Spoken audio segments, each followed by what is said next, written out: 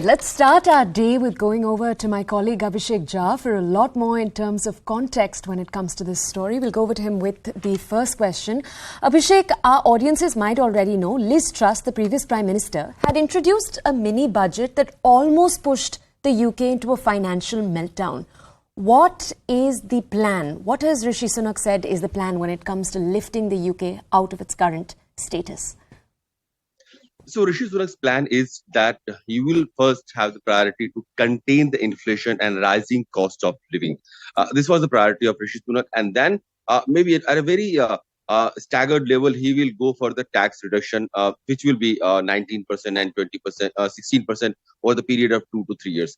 What Liz Truss do and did not work and sort of backfired was she started with the tax cuts, almost $45 billion worth, and that did not have the market did not have the capacity to absorb that much of reduction, and it started the government bonds started having a higher yielding, and it was said that, and it was predicted that there is a step in which direction UK was progressing, that it could default on bonds. So in that way, Rishi Sunak is and we know that Liz Truss had to reverse all his decisions. So with the start, the UK is currently dealing with almost the same policies that Rishi Sunak was having when he was the finance minister back when the Boris Johnson government had fell. Remember, Rishi Sunak was the first person who had resigned, and after that, the slew of resignations from the cabinet forced Boris Johnson to resign from the premiership. And Rishi Sunak has been at the post. Majorly, what UK is currently dealing is the financial problems, and Rishi Sunak has been credited with dealing with it and is steering UK clear of all the financial woes during the COVID period. The current challenges he's having is how to ensure that people can afford the energy bills because of the international commodity markets and rising fuel prices. Energy prices are rising. Real estate cost is high in UK, and the rentals have gone up. Inflation in food market is high, and these are the day-to-day life that is impacting people of UK. And Rishi Sunak will have the first priority to address these issues, and maybe the longer economic aspect of UK will be decided in course of time. Okay, Abhishek, I also just want to provide our audiences with a balanced picture here.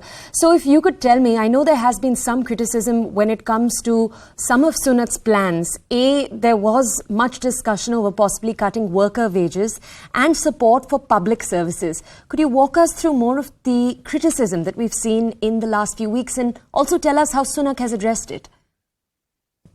So clearly, what the UK is currently having is mostly the policies that were during the period of Boris Johnson. So in a way, people are also saying that the current crisis, the rising cost of rising cost of living, or the worker wages issue that you talked, are mostly because of the policies of Boris Johnson and Rishi Sunak when they were in power in summer.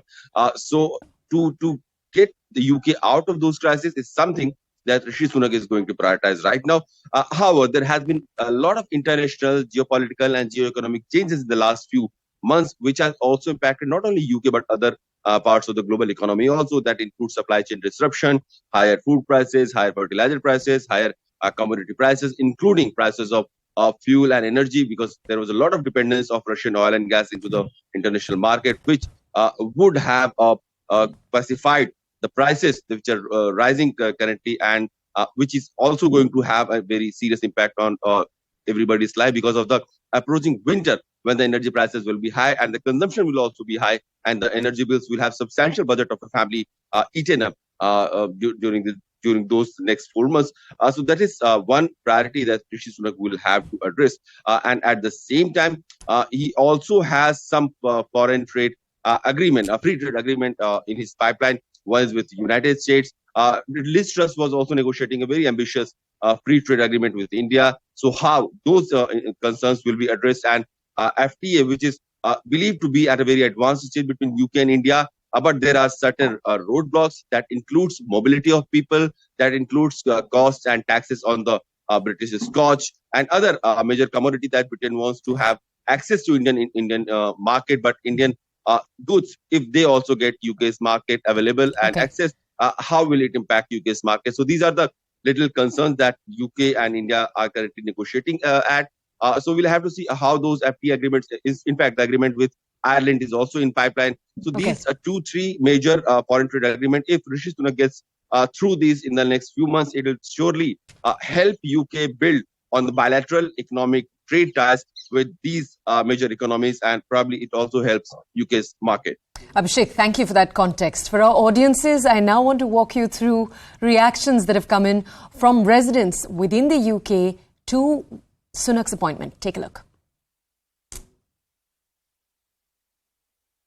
First time a person of Punjabi descent, and a person of colour to send to the office of Prime Minister. So it's good to see. It's signs of things to come, and it's just a sign of 21st century Britain, where it doesn't matter what background you're from now, that you can rise up the ranks to the positions of power. I think given the crisis now, what people really want to see is just strong, stable leadership with integrity, focusing on the things that matter now. The last few weeks and months have been wasted. People have fallen further into poverty, have fallen further into hardship because of the lack of action, because of the chaos in Westminster. So regardless of him being a Tory or not, it's just people just want to see action being taken, decision being made, policy being implemented to solve the challenges and the problems that we're all facing. I think the community has always been very open. They might have been in the past very partisan to Labour, but increasingly as society has realised the challenges the country faces, there's sometimes not much to choose between the parties itself. But in Rishi, after the chaotic period that we've had over the last few months, I really hope that he feels for the common man and woman in the country and brings together policies that unify not just the party, but the country itself. And that's definitely going to be a winner if he can manage to do that.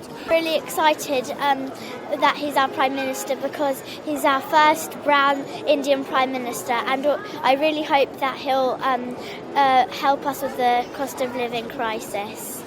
Yeah, I do feel proud, but it's not because only that he is from Indian origin, but because he's a real good man, and I believe he'll work hard for everyone, and he'll take Britain to great heights. So someone who comes out there shouldn't be just because it's my party or my country or my nationality. It's more about, is the person right for the job? Is that person really going to make a difference? And the only thing about Rishi specifically, since you've asked, I would mention that, he's been there for a while.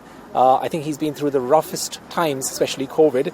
And he did implement certain things at that point of time, which were like the furlough scheme, that special scheme I remember for the restaurants to do business, which were a tremendous success. And uncertainty of a lot of things that are happening, it might help the country in getting to a higher position. And I feel that the whole Asian community has that trust on him.